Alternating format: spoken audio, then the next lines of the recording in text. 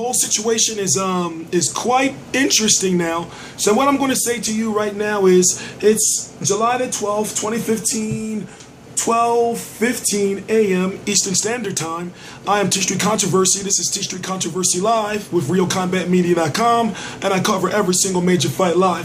So less than 90 minutes ago, Keith one-time Thurman improved to 26-0 with 22 KOs, successfully defending his WBA world title. Now, if you don't know how the WBA works, remember there's two belts. There's the WBA Super World, which Floyd Mayweather has at 147 pounds, and there's the WBA World, which Keith Thurman has. Under him, you have Andre Berto, who's the WBA interim or something like that. He won it from Jose Zito Lopez, or he won it during the Jose Zito Lopez fight. So Luis Collazo quit. We know that for sure. But Luis Collazo showed us something with Keith Thurman that is now running rampant on social media. For example, you got exodus going on from the Keith one-time Thurman bandwagon over to the Errol Spence Jr. bandwagon.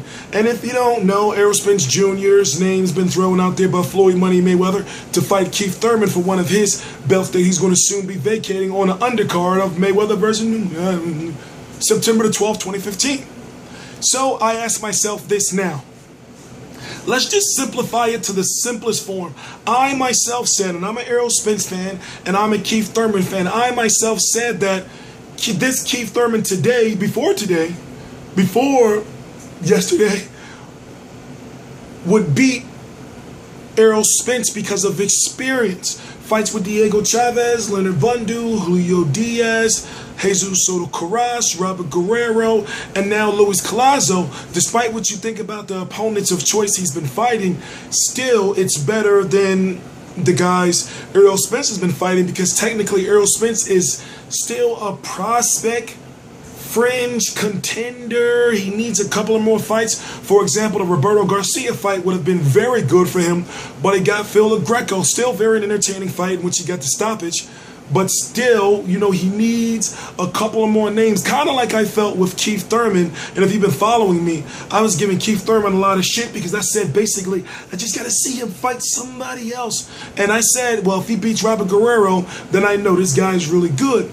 But with the body work that we saw from Luis Collazo, I'm thinking to myself, if it was today, the Keith Thurman we saw today, and we know the prospect fringe contender Errol Spence has very good body work, I'm thinking to myself, he would beat Keith Thurman.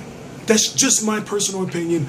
Don't shoot the messenger. Follow me on Twitter at follow me on Twitter at T Street Live, T Street Controversy Live on Instagram, T Street Controversy on Facebook. I have a like page, but also make sure you go follow. If you're watching this video, go check out Keith Thurman's Twitter, and go check out definitely the Twitter of Errol Spence, because right now he is going off or going ham or turning up on Keith Thurman after watching the fight tonight, and I guess that gives him more confidence in his eyes and a lot of fans' eyes now that he has a chance to possibly beat Keith Thurman. Because when Luis Collazo hit him with that left hook, it was almost like he almost took Keith Thurman's soul. You saw Keith Thurman just face just,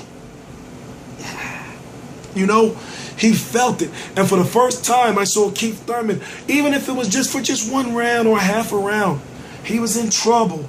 And at this level, when you're calling out Floyd Mayweather, you can't really show any weaknesses. I understand that he overcame it and Luis Collazo quit, but you can't show any weaknesses if you're trying to, if you're talking the way you're talking as a Keith Thurman, and I'm just keeping it real. Now, we saw after he took that body shot that he got listen, when I say he got a brand new bike, dude was on his bike and Luis Collazo was pressuring him, but not throwing punches. So, you know, there's just questions. But as you say, and as they say in boxing, it's just one fight. You know, he got the win. That's all that matters. I didn't like the fact that he was celebrating as if he got a knockout because Luis Collazo quit. If you don't know about the Luis Collazo quitting situation, then go watch my post-fight video, either right here on the channel at RealCombatMedia.com, where I actually have the live audio real time, and you can hear Luis Collazo quitting because of his eye. So where does Keith Thurman go from here? And does now Errol Spence fight, a Keith Thurman versus Errol Spence fight, make sense? It does make sense to me now. I'm just being honest with you. But also, what if Errol Spence loses to Keith Thurman, which is a possibility? Let's just not throw Keith Thurman under the bus. Keith Thurman is still good, even though he had a little hiccup tonight. But what I'm saying is this: if they were to fight and Errol Spence loses at this early in his career, everything that Al Heyman's been doing and what we've seen that Floyd Mayweather's been doing as far as promoting the name of Errol Spence, what would that do to his career? He would, I don't know.